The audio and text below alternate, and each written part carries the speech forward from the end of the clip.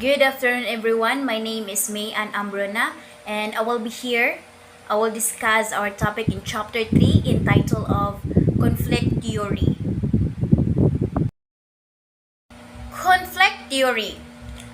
Conflict theory views society as group constant opposition, competing over power, resources, and values, drive change, and compromises shape society. Inequality, whether racial, gender, economic, or political, is the main source of tension. An explanation, conflict theory says that society changes because of conflict between groups, and any conflict. There are usually two opposing sides, of course. One side wants to maintain the status or the quo, or it means keep things the same. The other wants to introduce changes.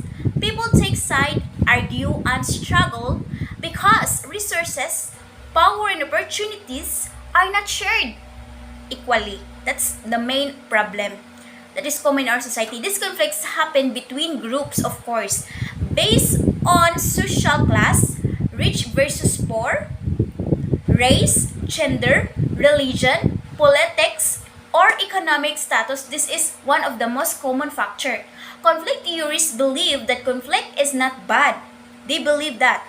Instead, it is necessary because they believe importante jud kay kuno ni. It exposes inequality, it pushes society to change, it leads to new laws, system, or social arrangements.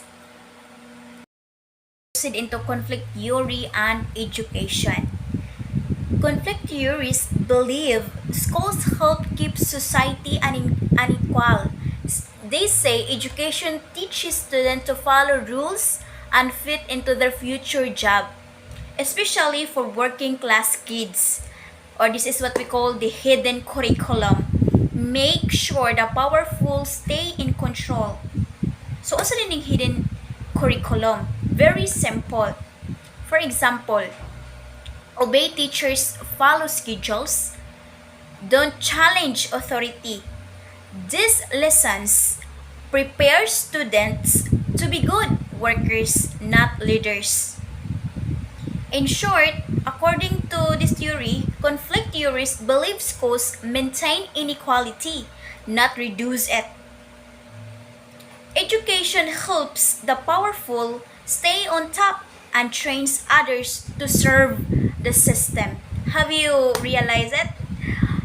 How proponents of conflict theory in education?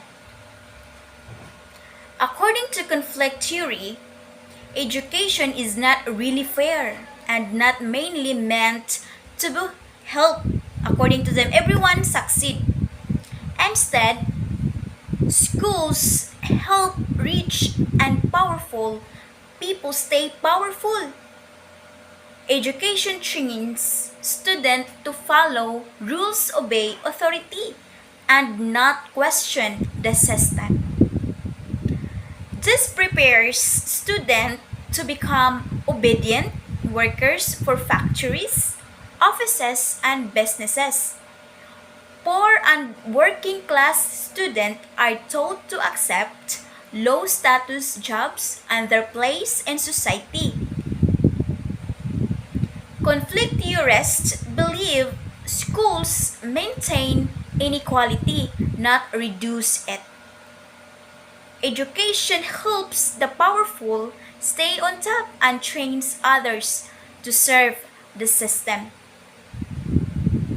That is the belief of the theorist of the conflict theory. Mao na ilahang mga perspective sa mga theorist sa conflict theory. Functionalist view of education. Functionalists believe schools teach values like rules, respect, honesty, and responsibility to support a democratic society.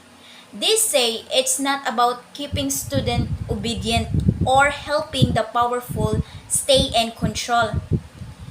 From the functionalist perspective, education helps society run smoothly by preparing individuals for their future roles and keeping social stability.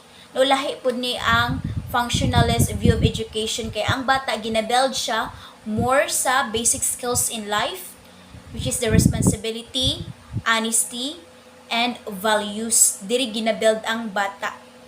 Mao na siya ang functionalist view of education nga mudako ang bata nga magamit ni niya sa iyahang daily life of living. Application and teaching of conflict theory. Society has opposing group. Conflict drives change. Schools can maintain inequality through a hidden curriculum, teaching obedience and conformity. An explanation, conflict theory means that in society and in school, different groups compete for power and resources.